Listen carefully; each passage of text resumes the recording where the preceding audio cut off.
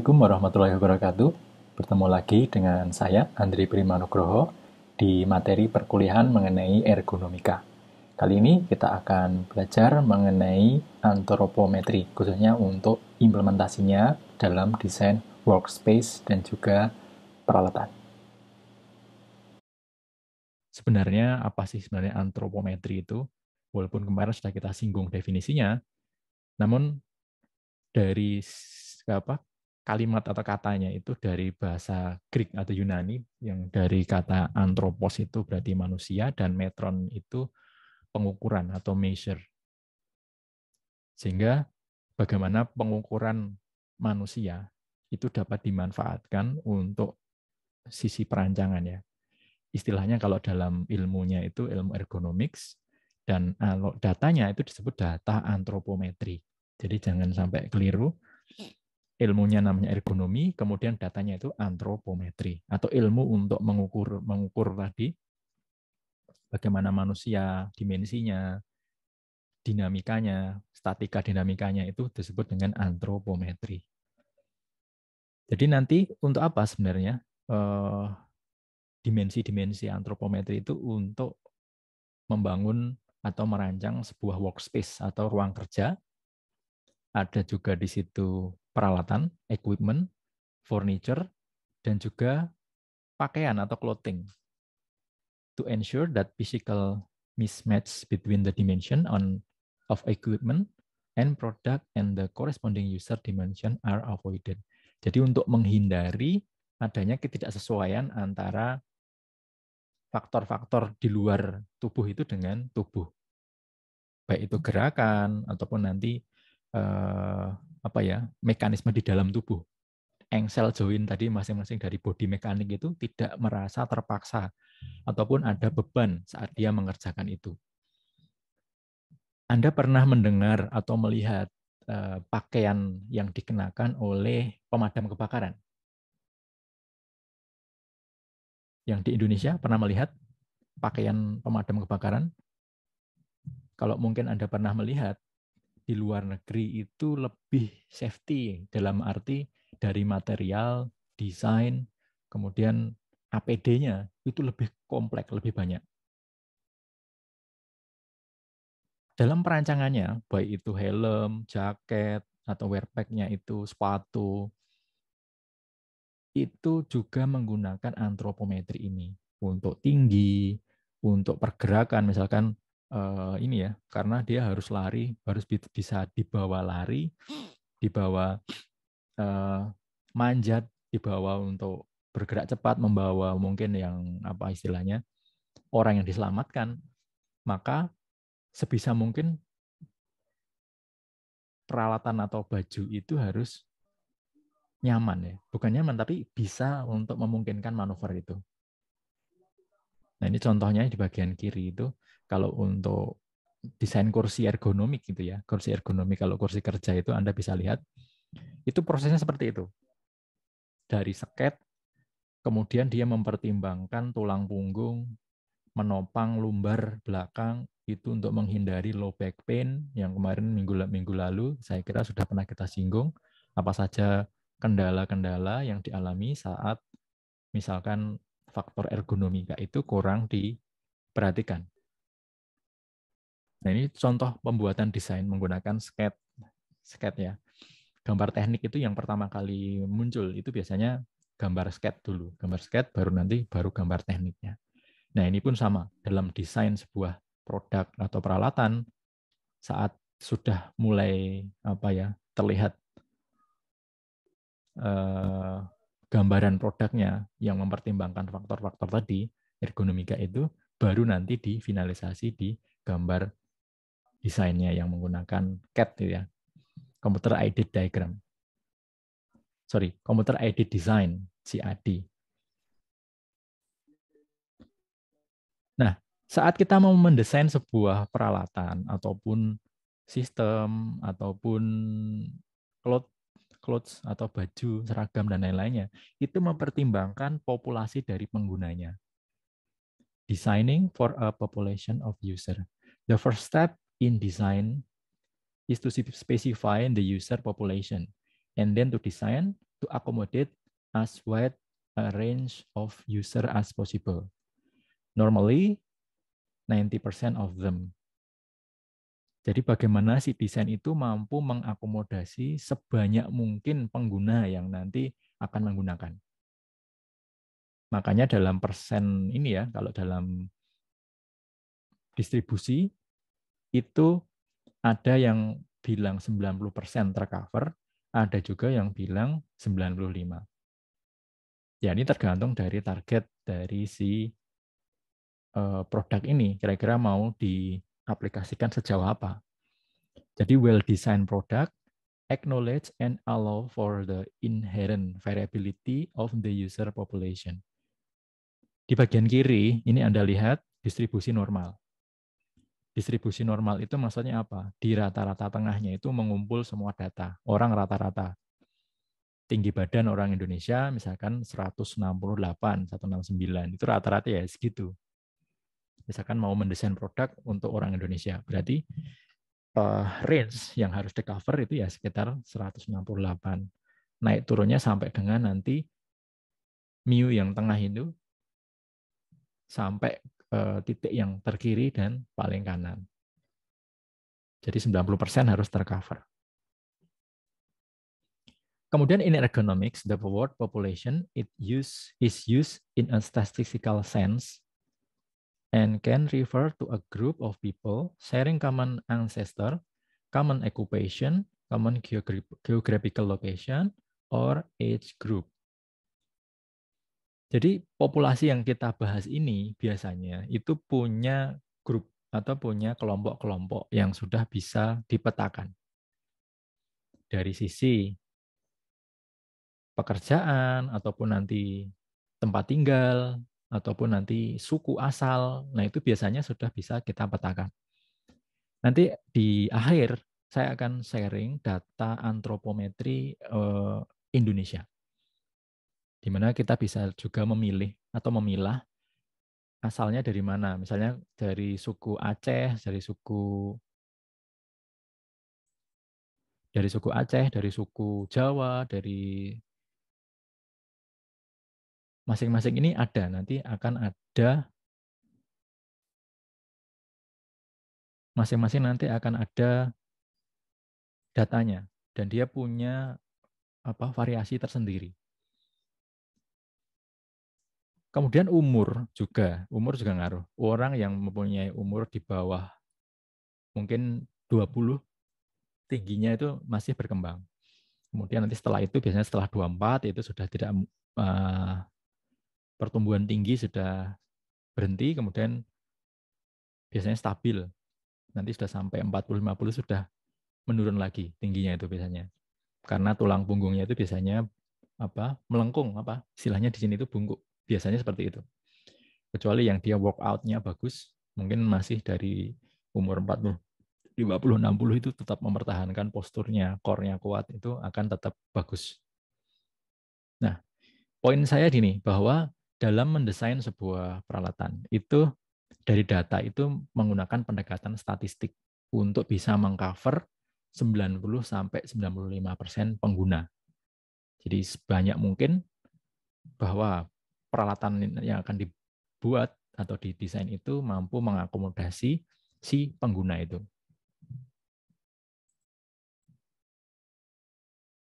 Kemudian ini for design purposes, the criteria of deciding what constitutes a population are functional, are related directly to the problem at hand. Jadi kalau kita mengacu populasi itu supaya apa? Supaya karena targetnya sudah tertentu dan spesifik, makanya harapannya bisa sesuai dengan target ya, sesuai target tadi. Misalnya, if we want to design a cab for bus drivers in Chile, we require data in the anthropometry of Chilean bus drivers. Ini seperti ini ya, Anda bisa lihat gambarnya kalau Anda bisa muncul di layar Anda, mouse pointer saya.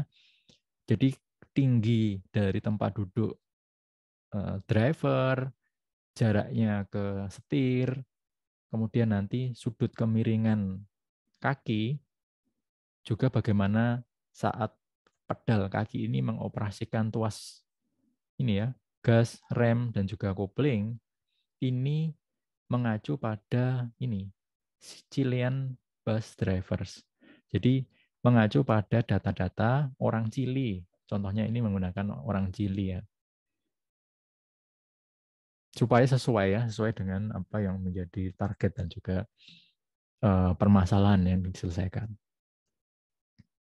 Berikutnya yang kedua, if we want to design workspace in private hospital in Saudi Arabia, we need data about the European and Australian nurses who usually work in them. Nah, ini agak menarik. Ini bangunnya untuk Saudi Arabia, tapi kok yang di data yang diinginkan atau yang digunakan untuk mendesain kenapa European and Australian nurses? Ada yang punya pandangan kenapa seperti ini? Kemudian kita source of human variability. Jadi kita punya beberapa data yang kita perlukan tadi untuk mendesain atau merancang sebuah peralatan. Namun kadang itu bervariasi ya, dan variasinya itu sumbernya itu kalau dipetakan itu ada 4. Pertama itu genetik, gen. Itu yang tidak bisa tidak bisa dimerini, tidak bisa direkayasa. Misalkan orang Asia itu ya tingginya sekian, kalau orang Eropa ya seperti itu tingginya. Nah, ini biasanya ini istilahnya natural selection. Kalau orangnya tinggi ya dia punya bakat atau punya body atau punya fisik yang tinggi ya. Nah, yang kedua itu over the course of lifetime organism exhibit plasticity, literally the capability of being molded. Jadi saat orang itu dalam lingkungan yang baru istilahnya, karena ini konteksnya human adaptation ya. Apakah manusia itu bisa menyesuaikan dengan lingkungan ataupun ruang kerja ataupun peralatan yang akan dia pakai. Jadi yang pertama itu genetik, kalau dia orangnya tinggi, orangnya kuat, orangnya ini ya jadi dia bisa menyesuaikan dengan cepat. Yang kedua ada istilahnya plasticity. Plasticity itu kemampuan kefleksibelan, fleksibel orang yang mungkin butuh waktu seminggu 2 minggu untuk menyesuaikan dengan peralatan. Atau mungkin hanya butuh waktu sehari 2 hari. Nah, itu tergantung dari orangnya tadi, kembali ke genetiknya tadi. Misalkan dia harus bekerja di ruangan dengan tinggi ataupun yang ini ya, jangkauan yang butuh fleksibilitas. Nah, itu biasanya ini ngaruh dalam proses itu. Kemudian yang ketiga itu over the short term, organism can exhibit acclimatization. Over the very short term, behavioral adaptation. Jadi yang keempat dan kelima ini lebih pada perilaku yang menyesuaikan dengan kondisi yang baru itu. Jadi kondisi lingkungan, kemudian dia dari sisi perilaku itu menyesuaikan. Sama halnya kalau misalkan Anda ke tempat yang baru, kemudian ada peralatan, kemudian di situ ada SOP yang baru, jadi dari sisi penggunaan badan Anda akan menyesuaikan, dari sisi lingkungan juga Anda menyesuaikan, dan sisi perilaku Anda juga akan menyesuaikan. Dan itu biasanya butuh waktu. Nah, human adaptation itu sangat ini ya, manusia itu hebat secara fisik itu punya kemampuan yang luar biasa. Yang itu mungkin tidak bisa dimiliki oleh misalkan humanoid ya, humanoid. Humanoid itu harus diprogram, dan program itu kalau di training dia harus mencakup semua masalah-masalah yang mungkin akan dihadapi. Tapi kalau manusia itu dia punya kemampuan untuk learning gitu ya. Nah, learning sama ini ya, adaptasi itu.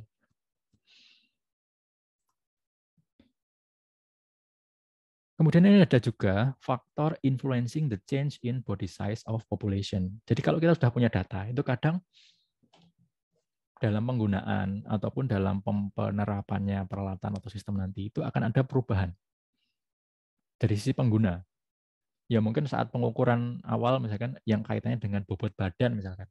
Pekerjanya itu sekitar umurnya, bobotnya itu sekian kilo sampai sekian kilo. Tapi seiring berjalannya waktu, misalkan sistem itu akan dioperasikan selama mungkin 5 atau 10 tahun, ya ternyata distribusinya itu berubah, bergeser. Sesuai dengan ini ya. Many studies indicate that better living condition are associated with larger body size. Jadi kalau orang makmur itu tambah besar ininya. Anda lihat ini ya, lingkar perut di bagian bawah ini. Nah, ini mungkin juga sama, ini teman-teman yang sudah mulai skripsi itu kadang saya ngamati itu beberapa yang mulai masuk skripsi sampai dengan nanti lulus itu biasanya ada perubahan yang signifikan dari bentuk badan, dari apa raut muka itu ada perubahan. Makanya kalau saya di Smart Agri itu saya mengumpulkan foto saat pertama kali ikut riset sampai nanti terakhir selesai sudah lulus itu apakah ada perubahan itu. Nah, rata-rata ya ada perubahan. Perubahannya tambah terlihat dewasa biasanya. Jadi ini data dari from about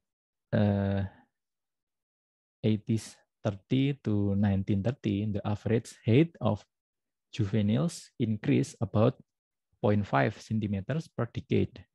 Whereas from 1930 onward, it increased up to 5 cm per decade. Jadi tinggi dari sampel yang diamati itu semakin lama itu semakin tinggi. Mungkin bisa jadi karena gizinya semakin bagus, atau mungkin karena perilaku-perilaku berevolusi ya, pada latihan, mungkin dengan kebiasaan, itu mungkin akan meningkat dari sisi tinggi badan ataupun nanti dari sisi berat badan.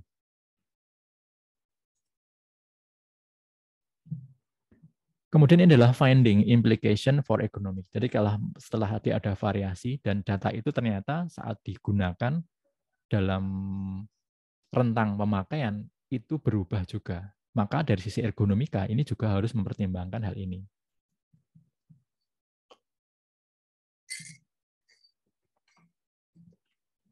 This finding have far-reaching implication for economists attempting to design to accommodate a wide range of people.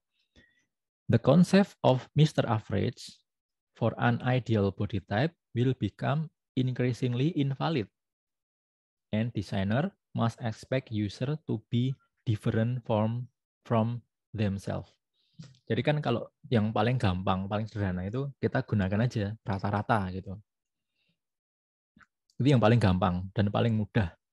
Ukur 10 orang, tingginya berapa, dipukul rata-rata.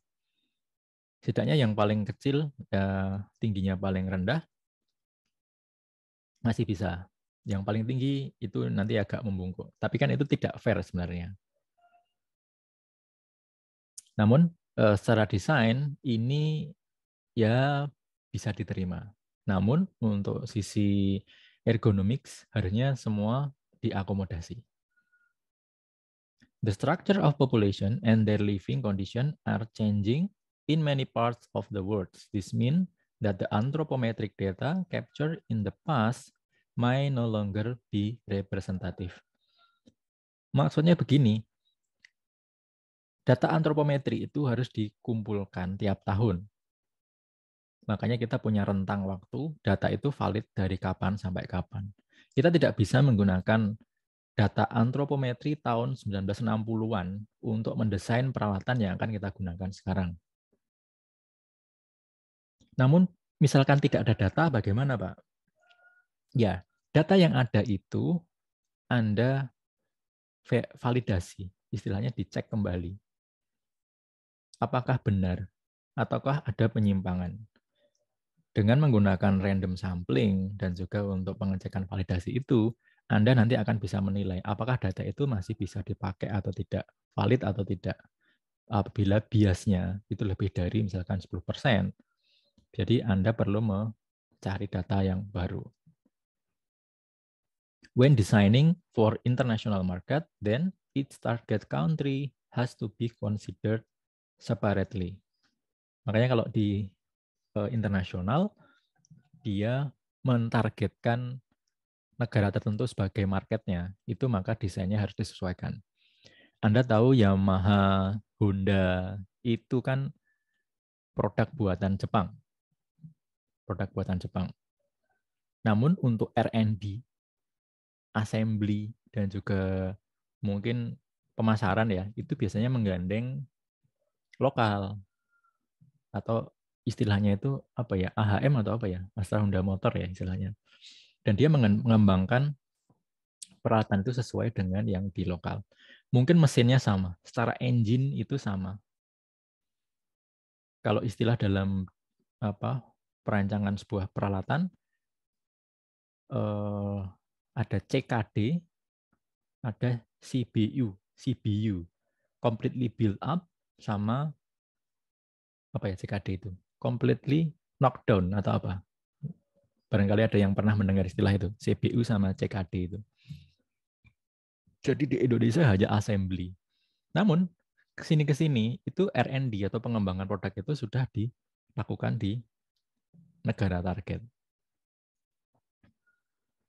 Misalkan model yang sama itu di Taiwan di Thailand itu namanya apa, di Indonesia namanya apa, di Malaysia namanya apa.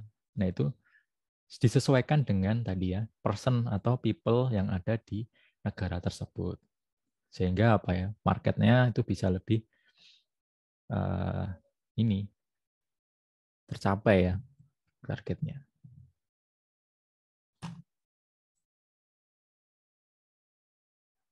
Ini anthropometry and it used in ergonomics. Body size proportion vary greatly between different population.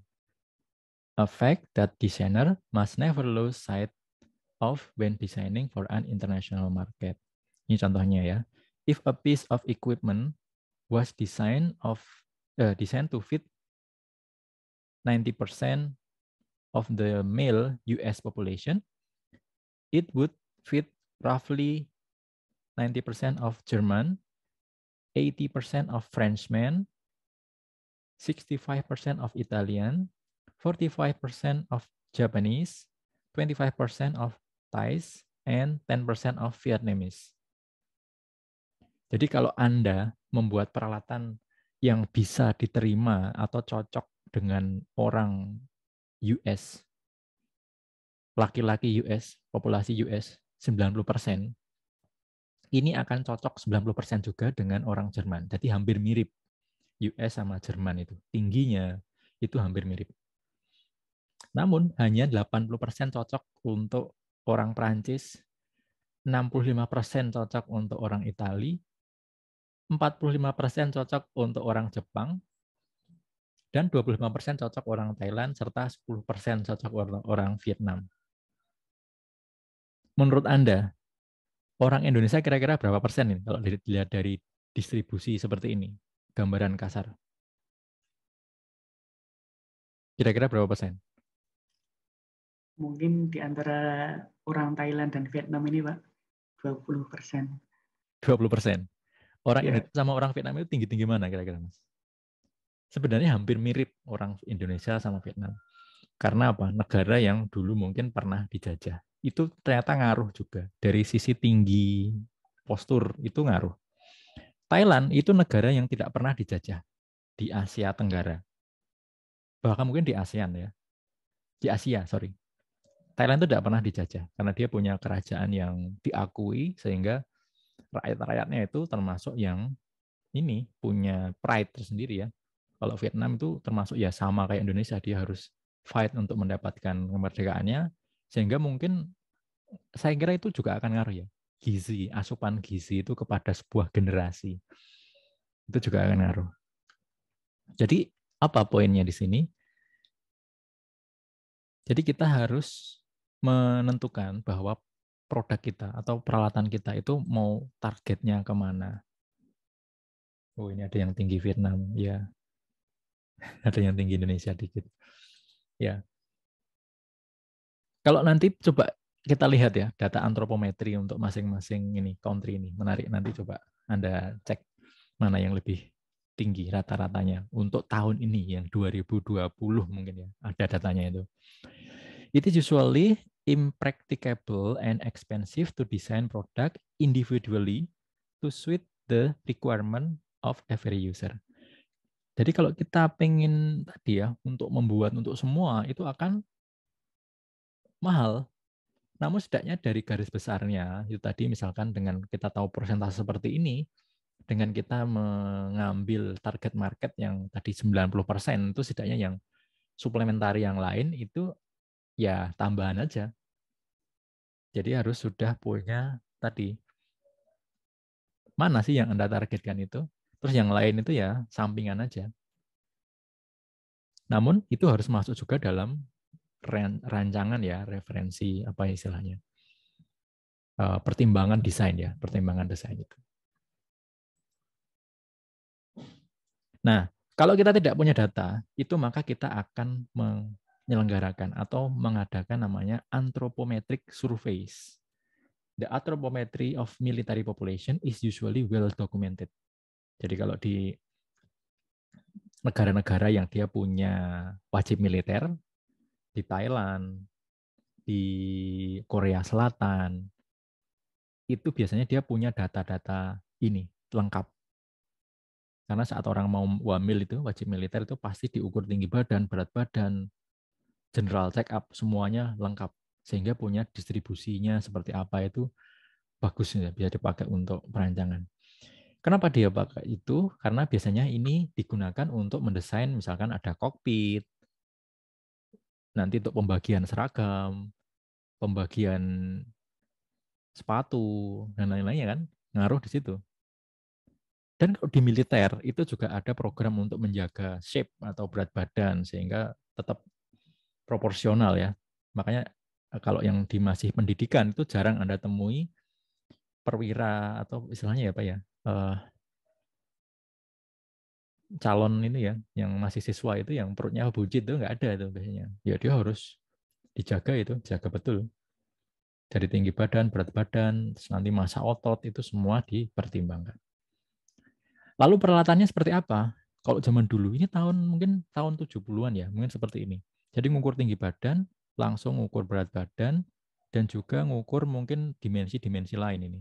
Ini menggunakan computerized ya istilahnya. Ini semi-automatic capture of anthropometric data.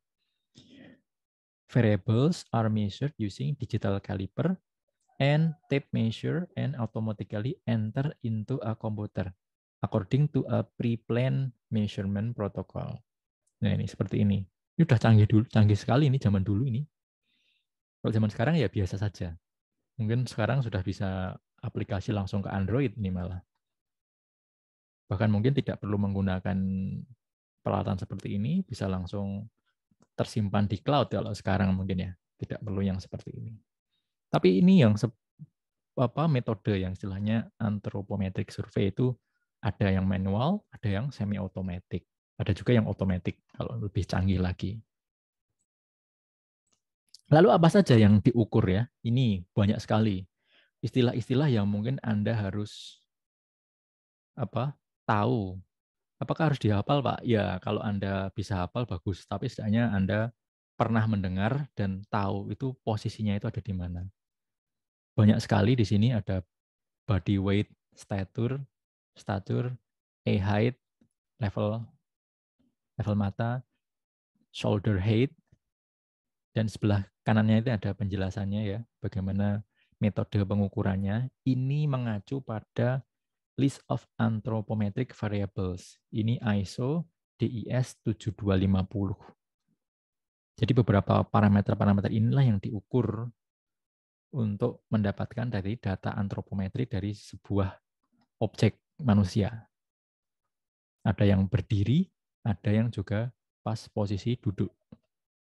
Nah, ini banyak sekali, mulai dari body weight tadi, saya lanjutkan ada elbow height, sitting height, eye height saat duduk, shoulder breadth, lower leg length,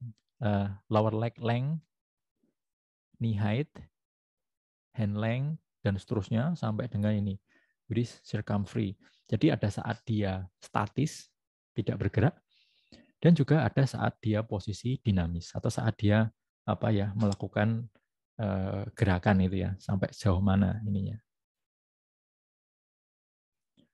Oke, baik, sampai di sini dulu. Ada pertanyaan terkait dengan materi untuk hari ini. Ada yang ditanyakan dulu atau yang ingin didiskusikan?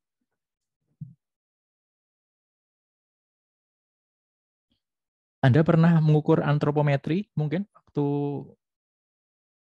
SMA barangkali? Cuma tinggi badan, Pak.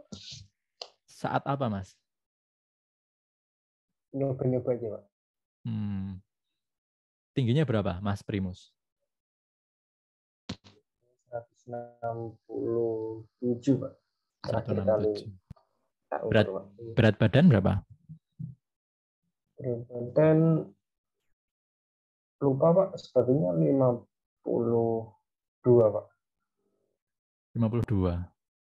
Oke. Ya, masih ini kayaknya. BMI-nya masih di bawah ini, masih di bawah normal gitu, belum sampai ini. Mata kuliah pemetaan mengukur panjang langkah kaki, telapak kaki. Ini Mas Diza. Oke. Jadi memang mungkin kalau yang terkait dengan yang teman-teman yang ikut menwa atau mungkin ada kaitannya dengan mungkin panjat ya. Itu biasanya perlu data ini, data antropometri ini. Nah, ini biasanya menggunakan itu untuk tadi evaluasi juga, untuk mengevaluasi sekaligus untuk nanti kaitannya dengan performa kalau itu.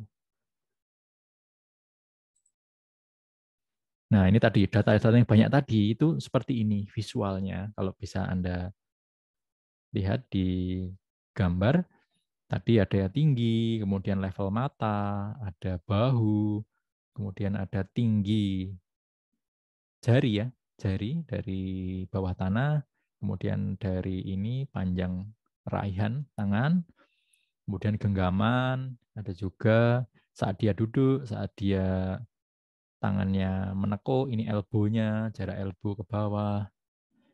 Ini dari posisi depan, tampak samping. Kemudian saat dia posisi duduk, itu juga banyak faktor yang lain. Dan itu karena masing-masing orang itu beda-beda. Ada yang mempunyai torso panjang. Torso itu dari pinggang ke bahu ini. Dan juga ada yang bagian insim. Insim itu dari tulang pinggul ke bawah. Ada yang mempunyai torsonya lebih panjang daripada insim. Ada yang juga yang punya insimnya lebih panjang daripada torso. Ini saya membaca-baca kaitannya dengan misalkan sepeda ya. Kalau Anda hobi bersepeda, itu Anda saat memilih size atau ukuran frame, itu Anda mempertimbangkan faktor itu. Insim sama torso. Jadi saat Anda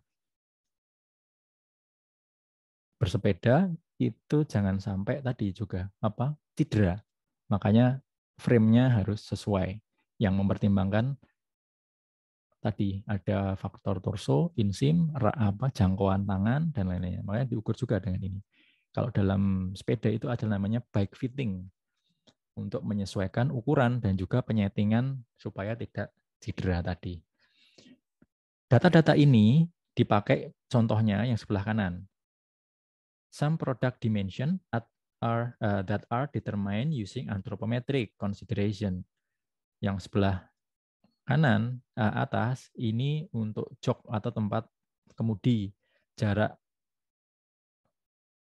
dengan setir, posisi duduk, ketinggian jok, jarak headroom. Kemudian kalau yang bawah ini kemiringan jok, maju mundur, ngasih jok, dan juga setir. Ini juga nanti berpengaruh dari ini data-data ini harusnya.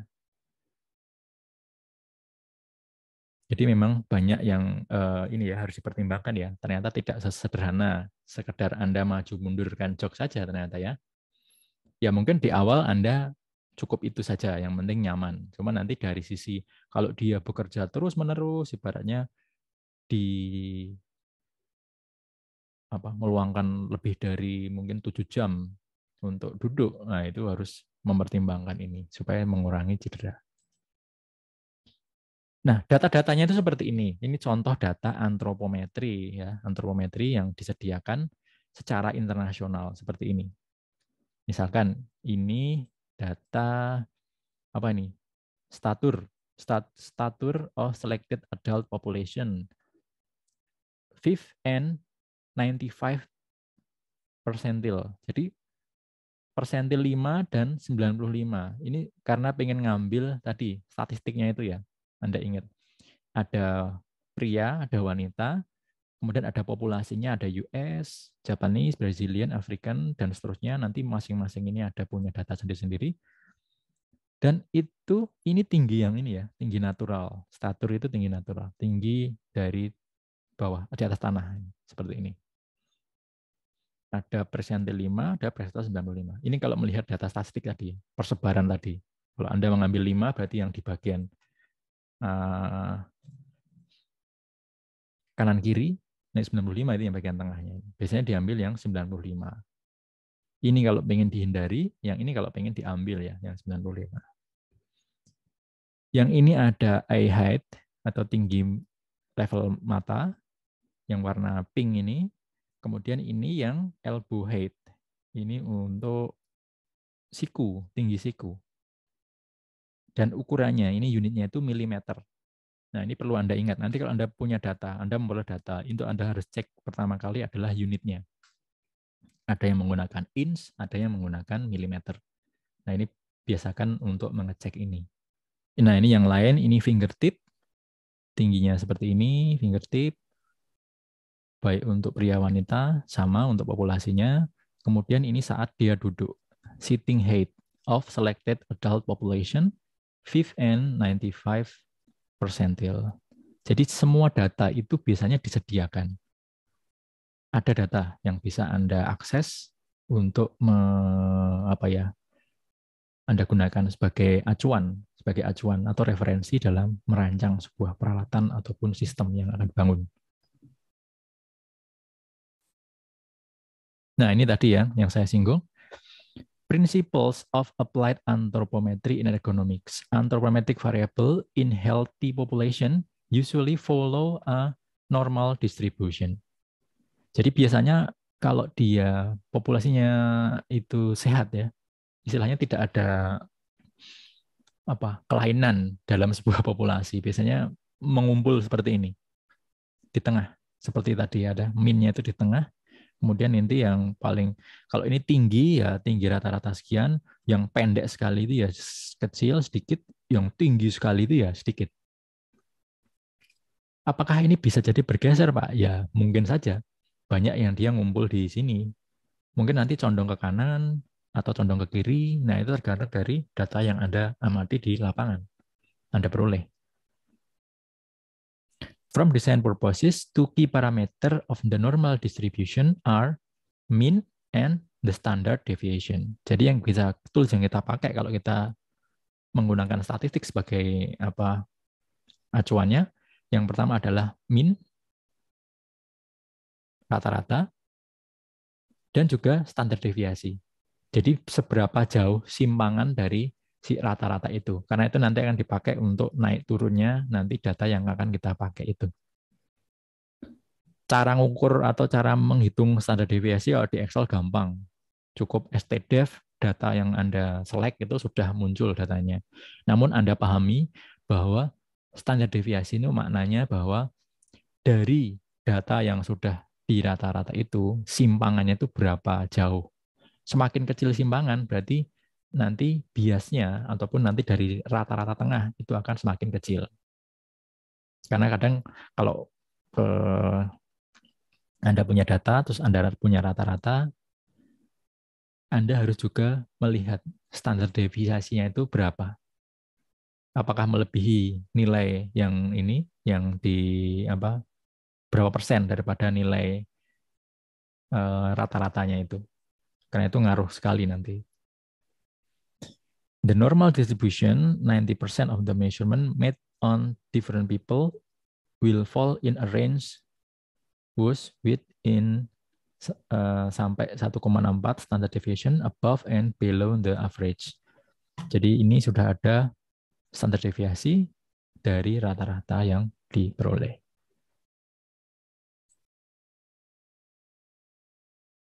Nah, ini misalkan ya, kalau kita ini constant used to estimate population proportion. Jadi kalau kita punya atau menggunakan persentil,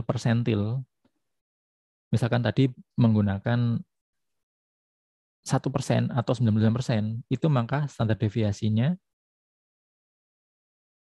ini yang kita pakai ini, 2,32. Number of standard deviation to be subtracted from or added to the mean. Jadi sekitar ini, 2,32.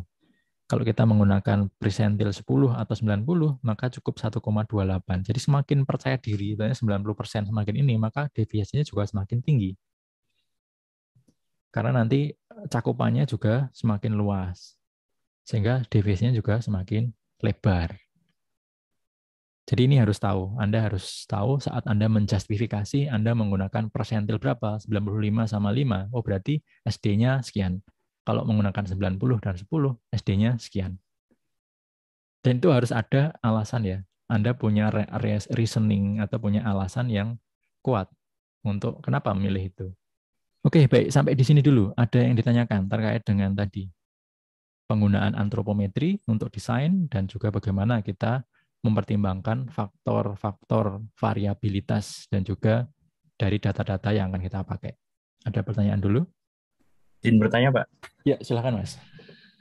Nah, sebenarnya sejak kapan data antropometri seperti ini tuh digunakan dalam perancangan, Pak? Nah, pertanyaan bagus, Mas. Sejak kapan?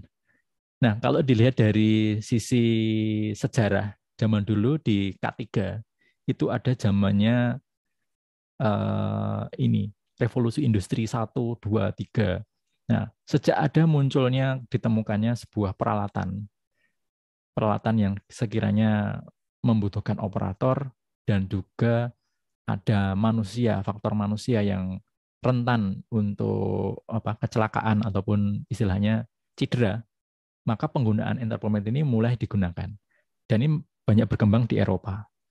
Sejak ini ya adanya revolusi industri itu. Jadi sejak munculnya peralatan-peralatan atau mesin yang digunakan oleh manusia.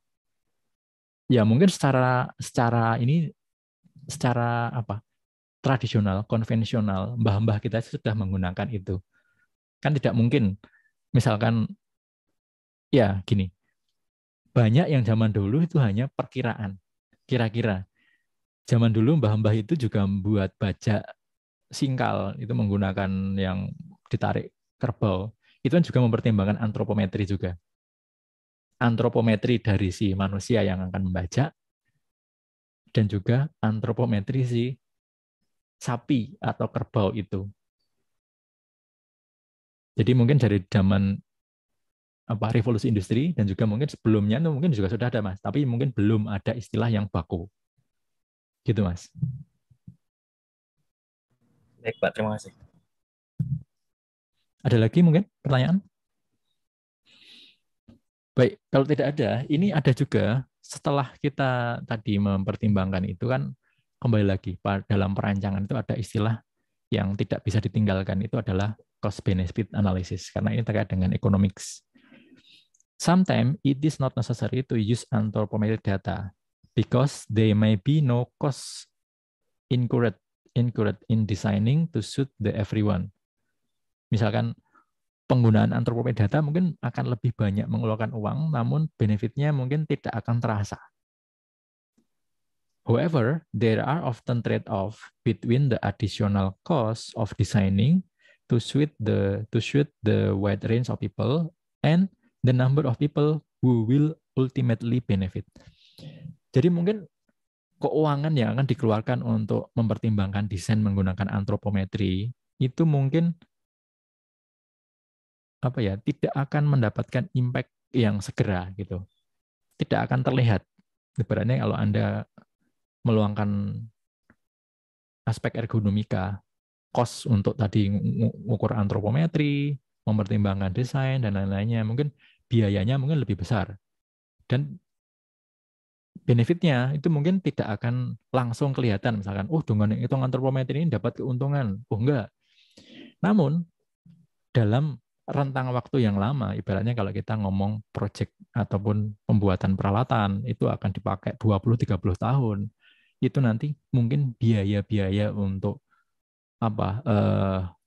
kalau nanti ada trade off ya, itu pengobatan atau mungkin kecelakaan, cedera terkait dengan postur tubuh atau pekerja yang kurang sesuai, itu nanti bisa jadi akan terasa di situ. Jadi makanya kalau di pendekatan yang modern ya, desain modern itu faktor ergonomika itu menjadi salah satu aspek yang dipertimbangkan. Kalau yang konvensional secara mekanik, iya.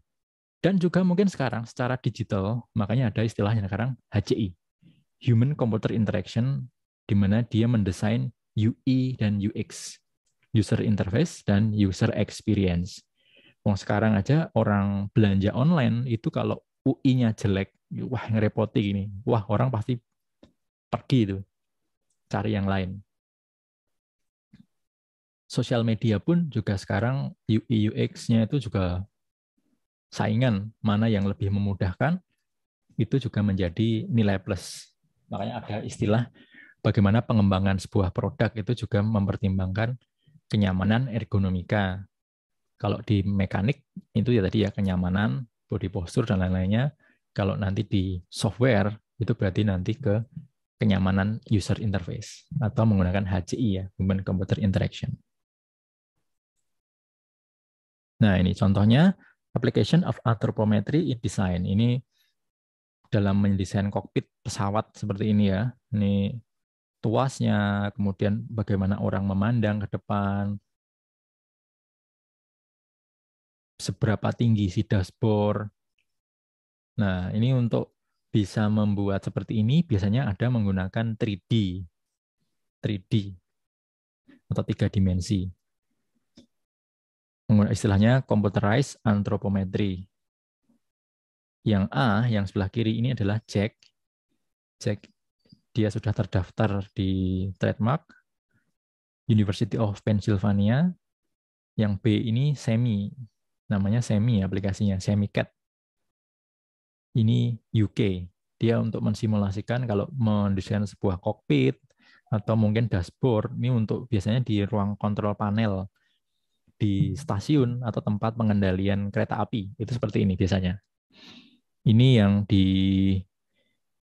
ada simulasi tinggi orang, kemudian saat dia bergerak, dia mengoperasikan, jangkauan tangan, itu semua diperhitungkan di sini. Ini yang Jack, ini yang Semi. Jadi ada juga aplikasi-aplikasi untuk bisa memvisualkan ya anthropometry dalam sebuah desain.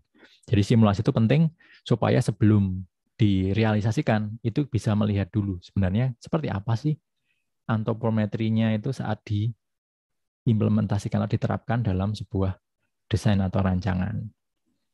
Ada juga yang manual, itu Anda pernah mendengar manekin atau orang-orangan.